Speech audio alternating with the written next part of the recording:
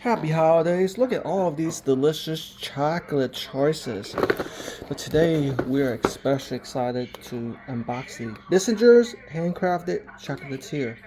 Look at that. This is the Imperial collection, 24 pieces, nicely wrapped up. I believe this is a product of St. Louis, Missouri. So let's go ahead and unbox this. I'm super excited.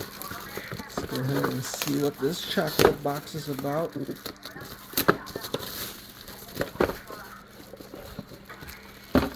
at this. Oh wow. Look at how fancy the packaging is.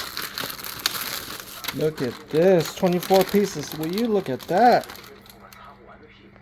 I mean, admire that beauty, especially the centerpiece with that orange slice. So I'm gonna try this piece right here. Oh my goodness, got a fudge and delicious. This thing is